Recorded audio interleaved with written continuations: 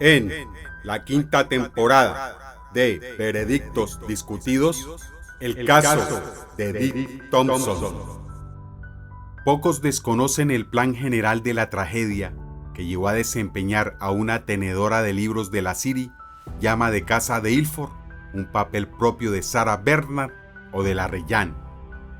Bajo una vulgar trama de celos e intriga, había un drama oculto de tanta intensidad espiritual que fascina hasta a aquellos a quienes el crimen horroriza. La historia ha sido narrada por muchas plumas experimentadas y varias obras literarias le deben su inspiración, pero estas, no sin motivo, se han permitido licencias artísticas. La recapitulación de los hechos puede no estar fuera de lugar. Avanzada la tarde del 3 de octubre de 1922, la señora Thompson iba caminando por una calle tranquila de Ilford, acompañada de su marido, respetable empleado de una empresa naviera. Regresaban de una función de teatro en el West End. Al aproximarse a su casa, un hombre los alcanzó, empujó a un lado a la señora Thompson, apuñaló varias veces al marido y rápidamente desapareció. La señora Thompson gritó pidiendo auxilio. Un médico que vivía cerca se apresuró a llegar al lugar del suceso, pero ya era tarde para auxiliar a Percy Thompson. Llegó la policía, se transportó el cadáver y un sargento acompañó a la señora Thompson a su casa. Ella estaba desesperada y al parecer perpleja. Dijo algo como si el marido hubiese sufrido una descompostura y no hizo mención ni del ataque ni del atacante. En la morgue, entre tanto, examinaban el cadáver. La muerte natural enseguida quedó descartada. Había cuchilladas en las costillas, en el mentón, en la mandíbula inferior y en el brazo derecho. En la nuca había 2 profundas puñaladas, una de las cuales había seccionado la arteria principal del cuello. Esta última herida era la causante de la muerte de Percy Thompson y establecía, sin ninguna duda, que el desventurado había sido asesinado. Teniendo todo esto en cuenta, era difícil creer que la señora Thompson hubiese dicho la verdad. No sin motivo, la policía empezó a pensar si el asesinato no tendría sus raíces en la vida doméstica. Una averiguación en este rumbo dio inmediatamente su fruto. Los condujo a un joven llamado Frederick Bywaters, empleado de excelente reputación.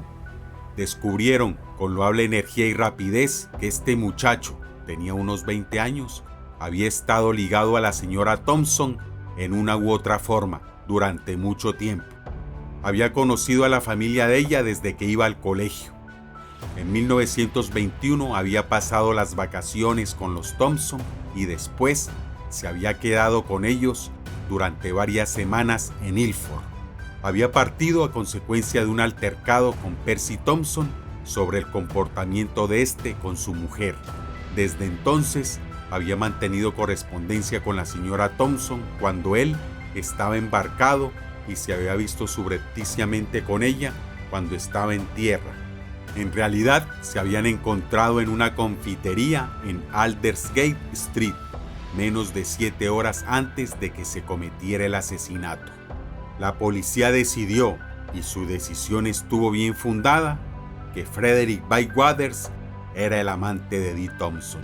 Evidentemente, era un hombre que podría ayudarlos en las investigaciones. En la tarde del 4 de octubre, Bywaters fue llevado a la comisaría para ser interrogado. Cuando llegó allí, se encontró entre otros con el señor Wesley, el inspector Wesley del caso de Steenie Morrison.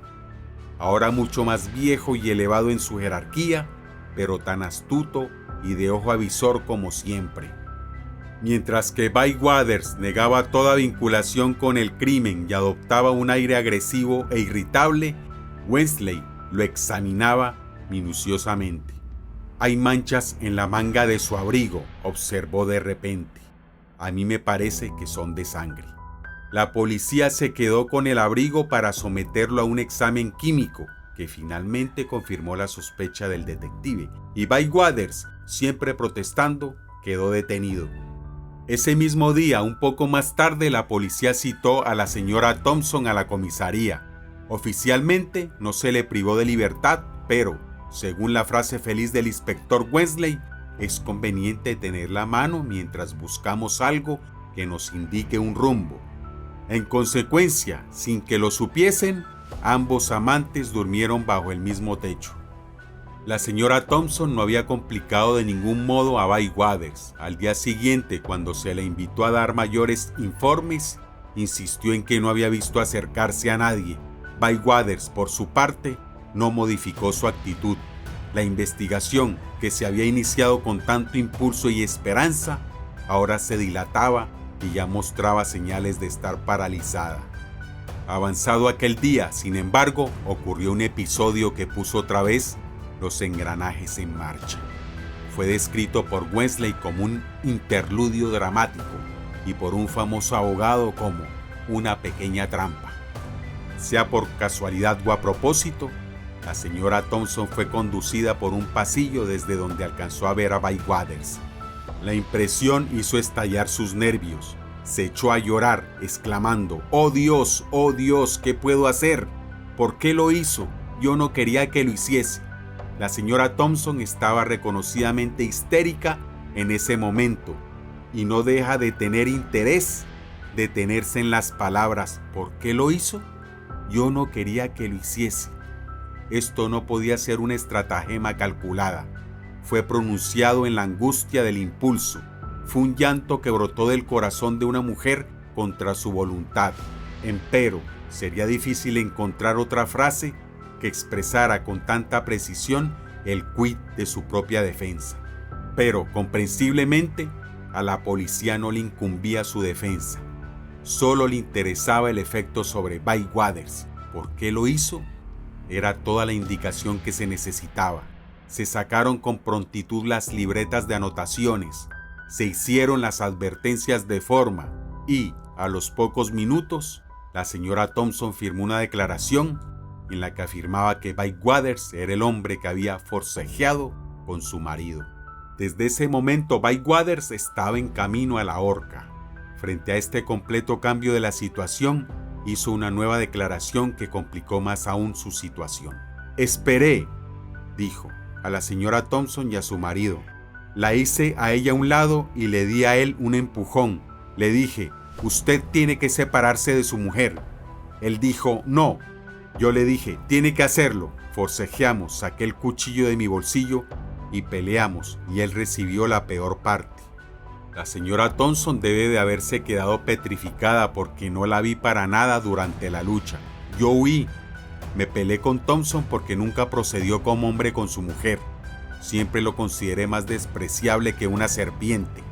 Yo la amaba y no podía seguir viéndola llevar esa vida. No pensaba matarlo, solo quería herirlo.